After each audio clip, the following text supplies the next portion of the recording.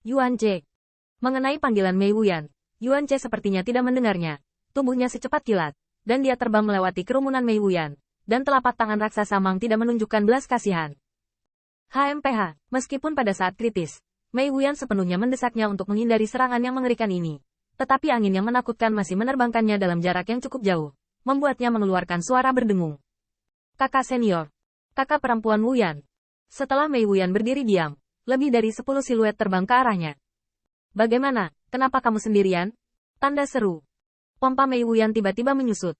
Matanya tiba-tiba melihat ke tempat di mana 10.000 orang di Huagu awalnya berdiri. Dan di saat berikutnya, kapasitas bunganya berubah drastis. Dalam pandangannya, sebuah tulang tangan Senbai yang besar terpotret.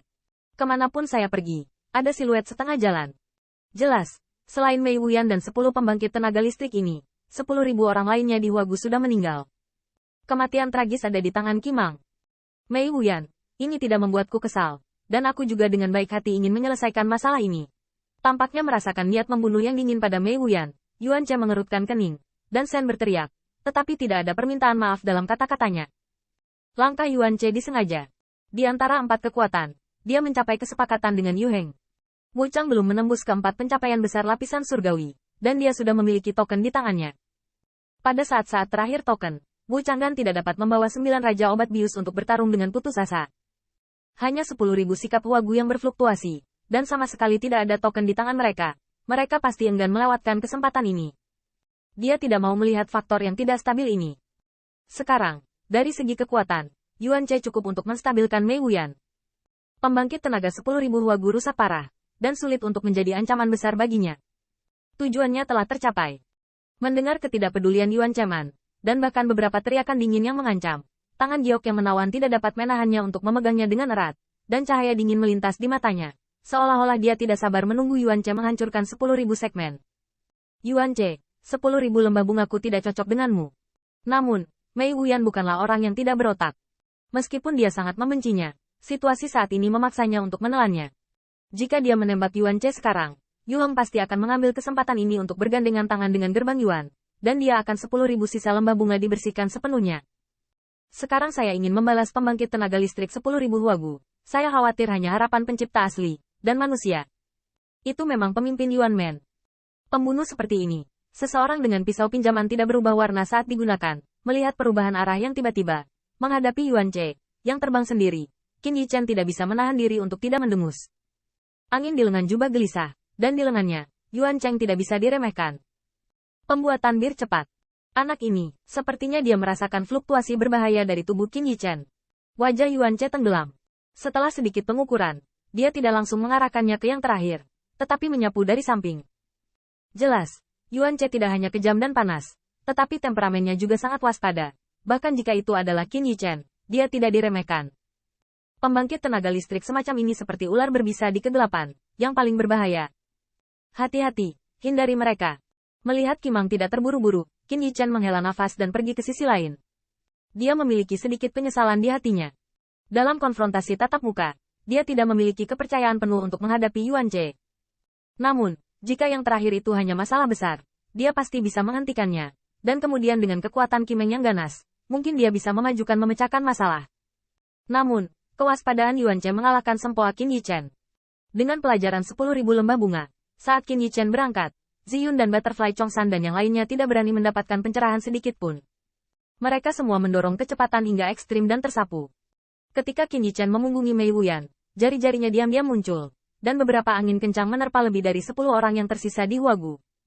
Apakah Anda ingin mendapat untung dari kemalangan seseorang? Tanda seru. Merasakan angin kencang ini, Mei Wuyan di sebelah wanita Golden Immortal 8 Heavenly Layer mengerutkan kening, berbisik. Jangan impulsif. Alis Mei Wuyan Dai sedikit mengernyit. Ketika angin kencang itu datang, dia tiba-tiba menyusut, dan minum dengan cepat. Buka mulutmu. Pada saat yang sama, transmisi suara Qin Yichen terdengar di telinga mereka. Setelah mendengar siluet ini, Mei Wuyan sedikit ragu, tetapi saat berikutnya dia memilih untuk percaya pada Qin Yichen. Bibir dan giginya sedikit terbuka, dan sinar cahaya redup dengan aroma langsung masuk ke mulutnya. Melihat tindakan Mei Wuyan, pembangkit tenaga listrik lain di 10.000 Huagu melakukan hal yang sama, dan sepotong ramuan diam-diam ditelan oleh mereka. Kakak senior, bagaimana orang ini bisa begitu baik? Merasakan kekuatan abadi pulih dengan cepat di dalam tubuh, 10.000 pembangkit tenaga lembah bunga itu semuanya terkejut. Dan wanita dengan sisi menawan dan menawan tidak bisa menahan bisikan. Mampu memulihkan kekuatan abadi mereka dengan begitu cepat. Eliksir ini tentunya sangat berharga. Bagaimana mungkin Qin Yichen bersedia mengeluarkan ramuan ini untuk membantu dirinya sendiri pada saat kritis seperti itu? Dia ingin memenangkan sekutu. Itu saja. Mei Wuyan bergumam. Dan sinar cahaya berkedip di matanya. Dia tahu tujuan Qin Yichen. Sejujurnya, dia tidak pernah berpikir untuk bergandengan tangan dengan Qin Yichen sebelumnya. Namun, situasi 10.000 lembah bunga sangat memalukan.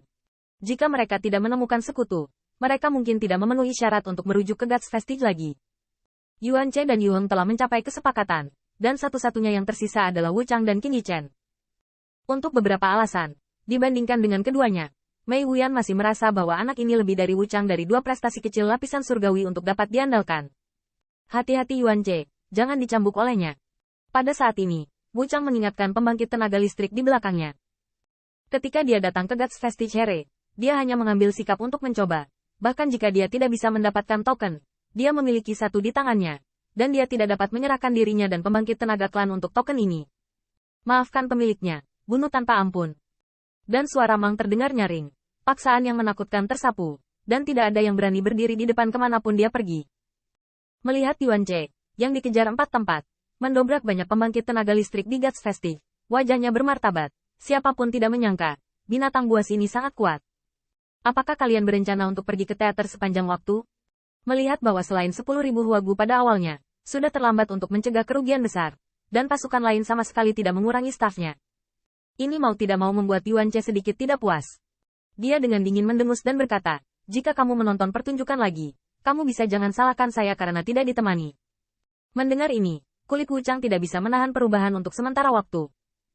Meskipun mereka tidak ingin terlalu putus asa di God's Vestige ini, mereka juga harus mengatakan bahwa jika Yuan Che benar-benar meninggalkan tangannya, token di God's Vestige ini, saya khawatir mereka tidak dapat menyentuh jari mereka.